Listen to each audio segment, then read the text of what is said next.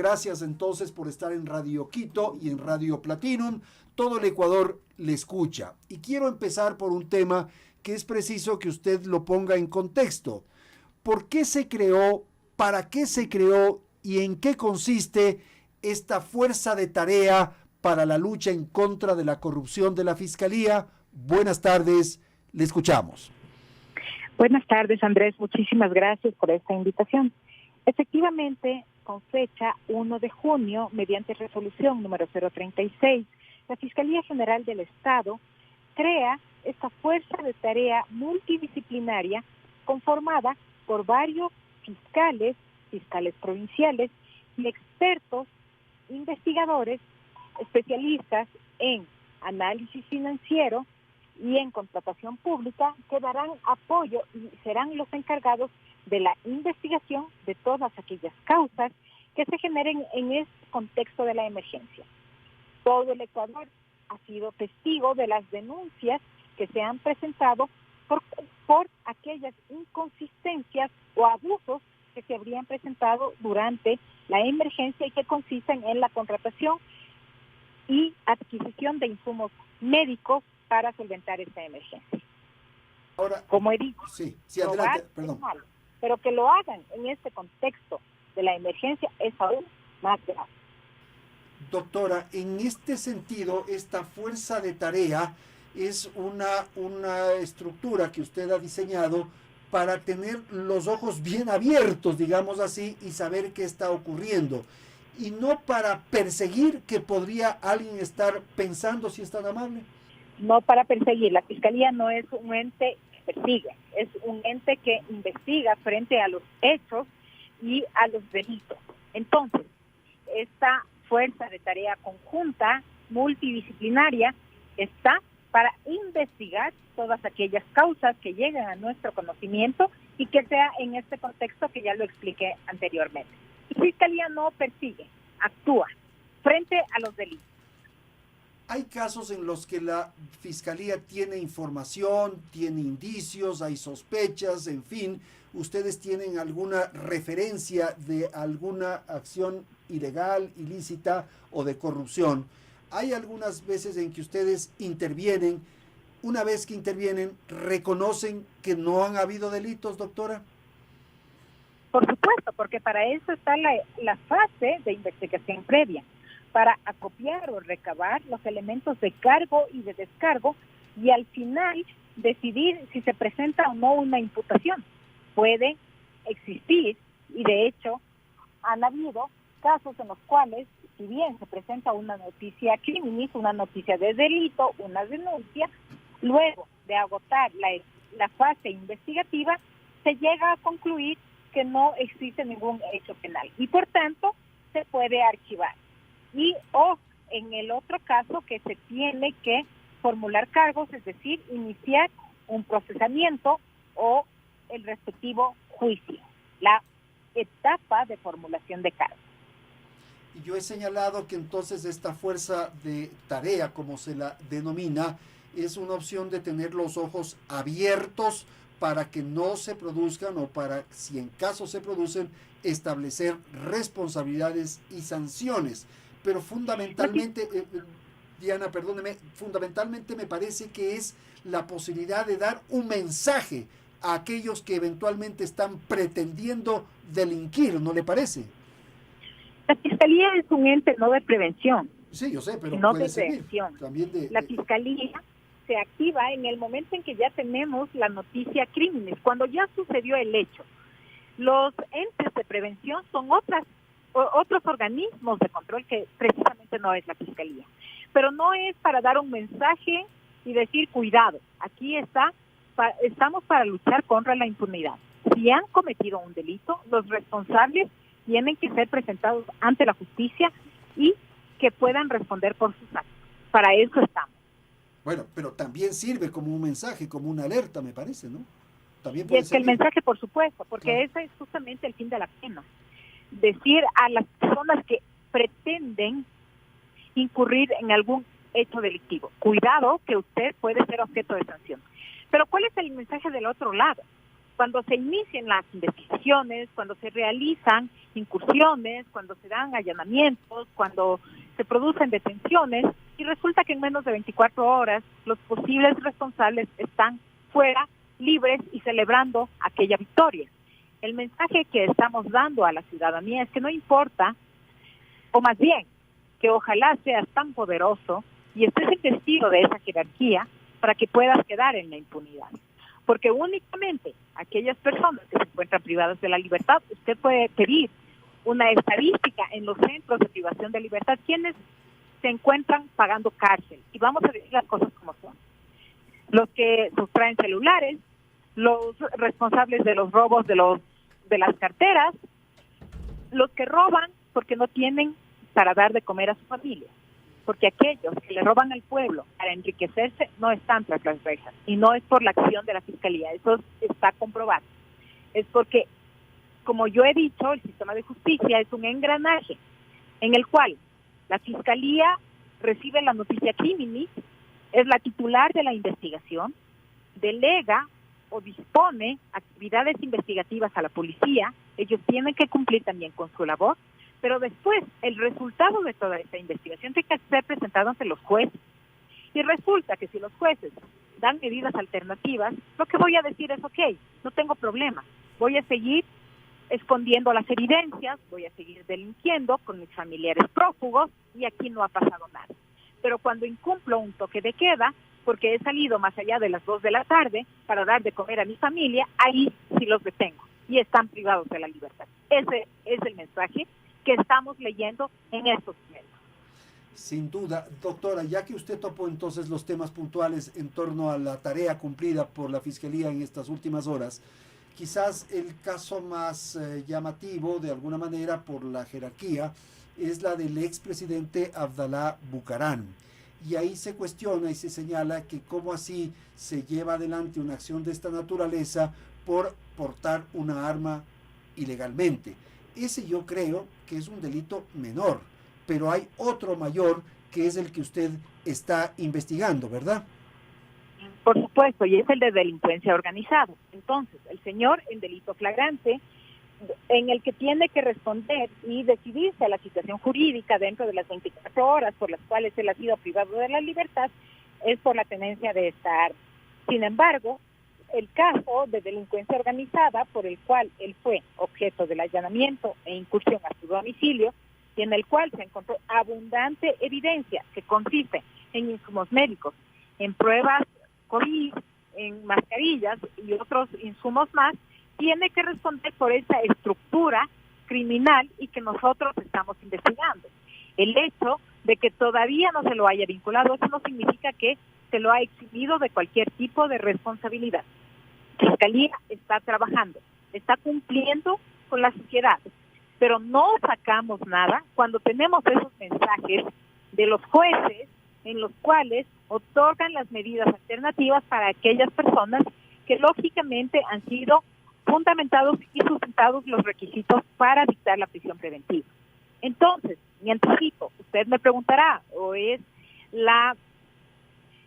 el cuestionamiento de la ciudadanía en la que dice, sí, pero la prisión preventiva es de última ratio, por supuesto, la prisión preventiva es de última ratio, tiene que ser justamente en aquellos casos de connotación que generan gravedad, en los que el perjuicio es altísimo para la ciudadanía y sobre todo cuando se puede interferir en la acción de la justicia o se puede evadir la acción de la misma. Los familiares de aquellas personas que han sido liberadas en las últimas 24 horas ya están prófugos, en calidad de prófugos. ¿Qué esperamos? ¿Un prófugo más a nuestra lista de interminables prófugos que tenemos en el país?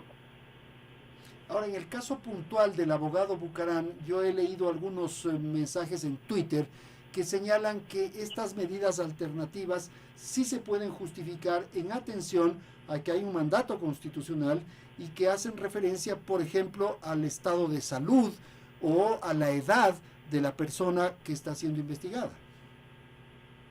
Por supuesto, es un derecho, es un mandato constitucional y es que no me he referido precisamente al caso del abogado Bucaram, sino me he referido al caso de aquellas personas que no tienen esta estas condiciones. Por ejemplo, que sean mayores de 65 años, que presenten una enfermedad grave, que estén en estado de embarazo, para que se les haya dictado medidas alternativas. Y que más bien, las circunstancias, el hecho de nota gravedad, que existe peligro de fuga, que pueden destruir todas las evidencias, que pueden interferir y que existen graves indicios de ser autor o cómplice. Eso es lo que nos exige nuestra legislación. Ahora, en este caso particular del abogado Bucarán, en este momento de investigación, de indagación que usted lleva adelante, hay el riesgo de que vayamos perdiendo pruebas, de que vayamos perdiendo presencia de los involucrados, que se fuguen y tal, como usted acaba de señalar, o cree que de alguna manera está controlado eso. En este caso, tengo entendido que se le ha dictado arresto domiciliario y se entendería que es obligación de la policía resguardar el lugar en el cual él va a permanecer y que él no debe abandonar este sitio, este lugar. Entonces no existiría este peligro de fuga. Insisto, Andrés, me refiero a aquellas personas que no tienen esta condición de mayor de 65 años, que no tienen estado de gravidez o que están en embarazo o que tienen una enfermedad terminal y que únicamente están investidos del poder. Y que hoy, avantes, regresaron al ejercicio de sus funciones con la posibilidad, ahí sí, de eliminar cualquier indicio que los puedan responsabilizar. Bueno, ese es el caso del prefecto de la provincia del Guayas. Ahí usted, ¿qué señales tiene, qué indicios tiene respecto a que pueda ocurrir esto que nos está mencionando? Los indicios que tenemos son aquellos elementos que se han ido recabando durante la investigación previa. Por ahí, y como es su derecho a la defensa, se ha indicado o se ha pretendido hacer pensar que la Fiscalía actúa únicamente con base en una noticia de Twitter. No actuamos con base en las noticias de Twitter. Las noticias de Twitter sí nos sirven como una noticia criminis para investigar e iniciar la investigación, pero nosotros tenemos una investigación independiente que da cuenta de la posible responsabilidad de las personas señaladas. ¿Es posible que para esto que acaba de ocurrir en torno al tema del prefecto de la provincia del Guayas se hayan ejercido presiones? Yo sé que es una pregunta difícil para la fiscal una cosa de esta naturaleza, pero se han mencionado que sí, que efectivamente pudieron haber esas presiones. La fiscal no responde a presiones, ni políticas, ni mediáticas.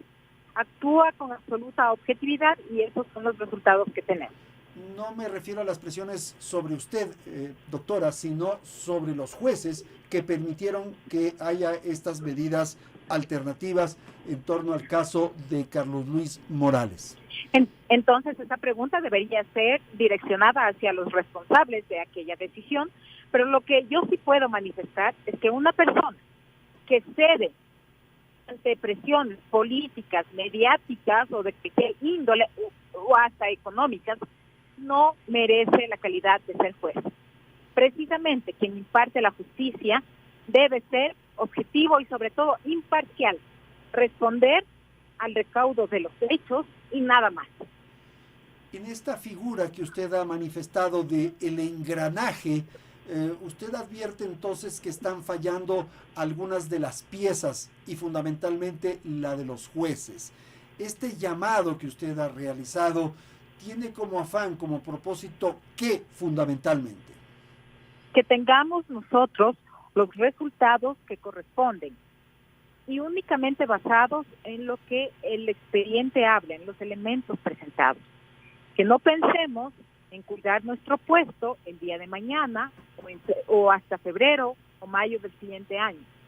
Que hagamos lo que corresponde sin importar presiones, amenazas o advertencias.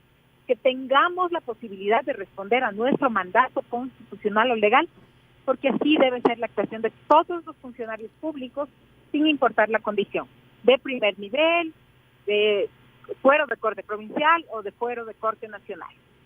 Así como usted es crítica y observa la conducta de ciertos jueces en casos puntuales, en otros más bien habrá que resaltar, por ejemplo, en el tema de los 5 funcionarios de la empresa de agua potable en Quito.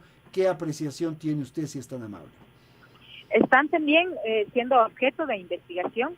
Tengo entendido que se les inició a 3 de ellos, la respectiva instrucción fiscal, se encuentran privados de la libertad. Por eso ahí sí se ha cumplido.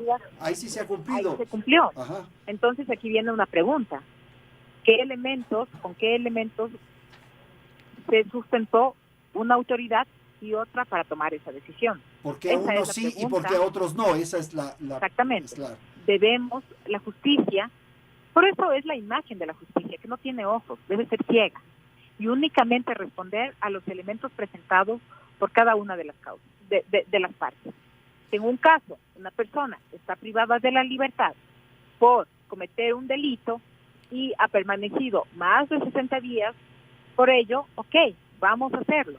Pero otra, no es posible que en menos de 24 horas sea liberada y después salga avante a decir, aquí no ha pasado nada y vamos a continuar con lo mismo. Sí. Eso es impresentable, pese a toda la evidencia presentada y explicada, fundamentada en la respectiva audiencia de formulación de cargos. Y en las publicaciones y en las referencias de distinto orden que se aprecian con precisión cómo se estructuró todo este esquema y cómo funcionaban, incluso utilizando a familiares o a gentes muy cercanas. Doctora, el tema central en esto, y por eso yo le insistí un poco en el mensaje, es la impunidad. O sea, si es que no me pasa nada a mí, si a mí no me topan, si yo soy influyente y tal y cual, puedo seguir haciendo, y entonces eso hace que el otro también siga haciendo y que el otro claro, también. Eso es lo grave. Entonces aquella persona que está en el bus, como le digo, sustrayendo, y no es que estoy justificando el delito, pero aquella persona que sustrae un teléfono celular para vender y comprar pan para llevar a la casa a sus hijos, porque además no tiene medios para trabajar, porque no ha tenido acceso a la educación, porque no tiene fuentes de empleo, él sí es criminalizado y la cárcel está llena, insisto, de pobres. Porque entonces los ricos, y no quiero decir que los ricos tienen que ir a la cárcel, aquellas personas que delinquen tienen que estar respondiendo ante la justicia, porque ese es el mensaje que estamos dando a la sociedad, un mensaje de impunidad. En el momento en que una de aquellas personas poderosas, vestidas del poder, está tras las rejas, aquel otro de la provincia de al lado a decir, no, eso también me va a tocar a mí y yo no quiero. Claro. Entonces ahí sí vamos a evitar que se abusen de los fondos públicos, porque aquí no es que se ha perjudicado a la fiscal general, ni a la provincia de Pichincha, ni a la ciudad de Quito, se ha perjudicado a una provincia en específico, son a esos mandantes, a los que le eligieron, a los que se está traicionando el mandato popular. ¿Qué noticias hay? ¿Usted podría adelantar algo respecto a la investigación que hay sobre eventuales perjuicios y hechos de corrupción alrededor de la construcción del hospital de Pedernales? Estamos nosotros adelantando una investigación. Se encuentra ya en instrucción fiscal, se están practicando las diligencias. Ventajosamente, el día de ayer, el Consejo de la Judicatura, mediante la resolución 057, ha reactivado los plazos y los términos, es decir, que ahora aspiramos a que la jueza ya no tenga ninguna observación que realizar a las actuaciones de Fiscalía y vamos a avanzar en esas investigaciones. Aspiramos también llegar hasta las últimas consecuencias. En los próximos días, la siguiente semana, se realizará una audiencia de apelación a la medida de prisión preventiva y esperamos también que la Corte Provincial de Manabí esté a la altura de las circunstancias y valoren los recaudos, los elementos que ya fueron valorados en su momento por el señor juez de garantías penales y que pueda fallar conforme a derecho. Sí, porque la jueza tuvo una actitud, un comportamiento que no era el adecuado y que desplazaba de alguna manera la tarea que usted había desarrollado, que la Fiscalía había desarrollado. Más que desplazar, advertía. Alertaba, sí, no pues, amenazaba, una cosa así. Así sí. Es, no puede seguir practicando diligencias mientras dure esta emergencia. ¿Qué pretende? ¿Ganar tiempo? ¿Para qué? Para nuevamente que estos casos queden en la impunidad. Ese es el cuestionamiento que realiza Fiscalía. ¿Qué ocurre con los otros casos del Seguro Social y del anterior presidente del Consejo Directivo del IES, Paul Granda? ¿Se ha seguido con estas investigaciones? Porque ahí empezó el tema de las mascarillas, ahí fue que empezaron los temas de las mascarillas. Ese es el punto de partida. Una vez que se han restablecido los plazos y los términos, vamos a presentar como ya fue anunciado en su momento, la respectiva petición para formular cargos a los responsables. Y nosotros vamos a llegar a quienes los elementos nos establezcan. Y hay, bueno, eso no se puede decir, pero hay operativos pendientes todavía, ¿o qué? Vamos a tener La Fiscalía está trabajando continuamente, 24 horas, no descansamos, y esa es otra de las reflexiones que hago. Para realizar un operativo de la magnitud del que se hizo en la ciudad de Guayaquil, hay que destinar horas de trabajo, capital humano, el propio riesgo al que estamos enfrentándonos, y no es justo que en menos de 24 horas las personas salgan victoriosas como que nada ha pasado y aquí nada sucedió. Eso también estamos nosotros usando los recursos del Estado, los recursos económicos, porque significa movilización, significa que los fiscales a la madrugada tienen que estar, incursionar, recursos técnicos, logísticos y hasta el propio riesgo del personal, que no quiere actuar porque son mafias que han manejado las provincias durante décadas y tienen miedo, porque después vienen las amenazas, los amedrentamientos y no se quieren enfrentar al delito. Cuando logramos que pase esto y después tenemos estos resultados, nuevamente estamos retrocediendo. Doctora, ¿cuál ha sido el aporte de la Policía Nacional en estos casos que están siendo motivo de atención ciudadana? Por favor.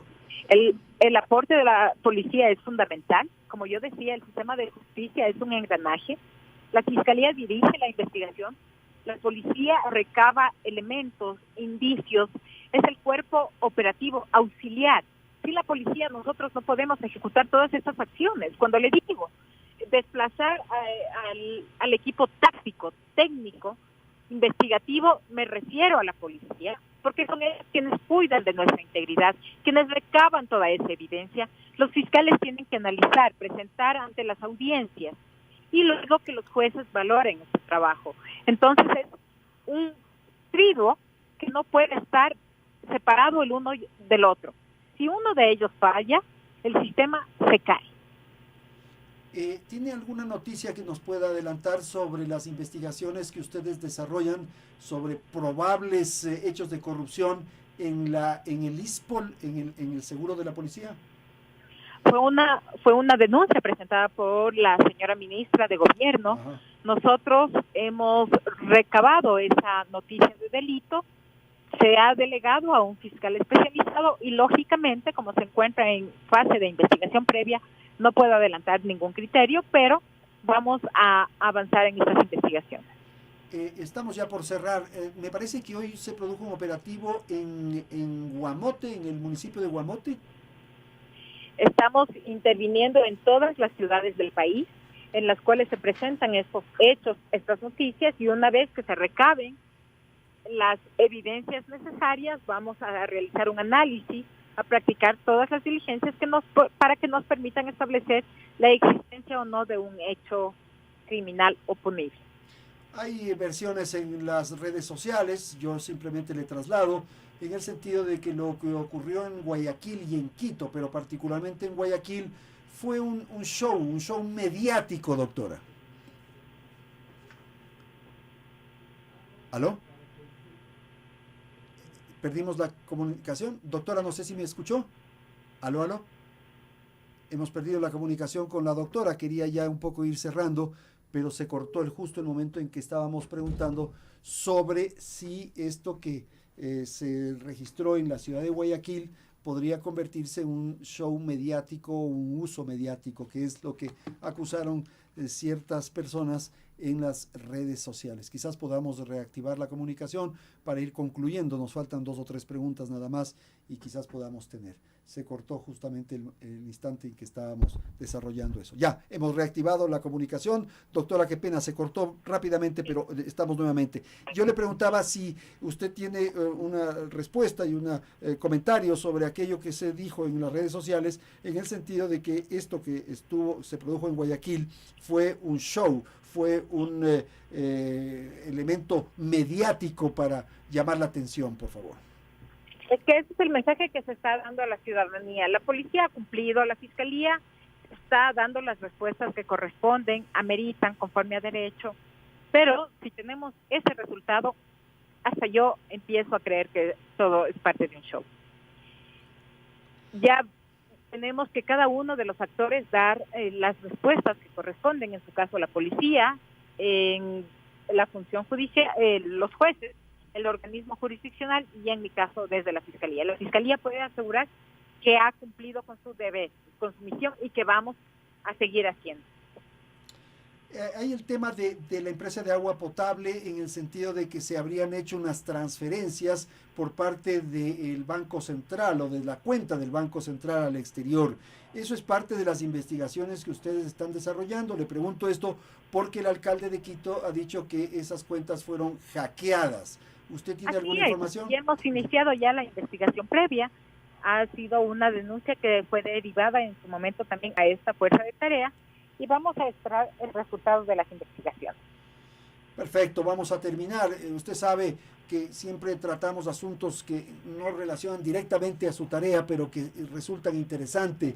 ¿Usted tiene alguna reflexión, algún comentario, alguna opinión respecto a lo que está ocurriendo en los Estados Unidos y estas expresiones de racismo, doctora? Sí, son temas lamentables de los que no solamente está viviendo la sociedad norteamericana, acá también tenemos esos repuntes, pero esperemos que todas estas acciones sean para alcanzar los objetivos que corresponden. La igualdad, todos somos seres humanos. Esta pandemia nos ha dado muestras y unos mensajes clarísimos, que no importa la condición social, la raza, el lugar, la condición, y todos somos humanos al final del día.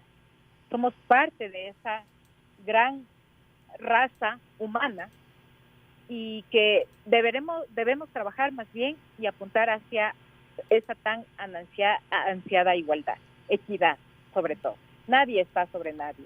Los unos, los otros, tampoco debemos deslegitimar la protesta por actos vandálicos. Qué pena, se ha cortado, pero bueno, ya está lo fundamental de este diálogo. Siempre hay dificultades en las comunicaciones, más bien tal vez llamar a la doctora y agradecerle porque ya con esto hemos concluido y lo fundamental hemos escuchado. Quiero entonces agradecer a la doctora Diana Salazar, ella es la fiscal general del Estado que ha estado aquí en los micrófonos de Radio Quito y Platina.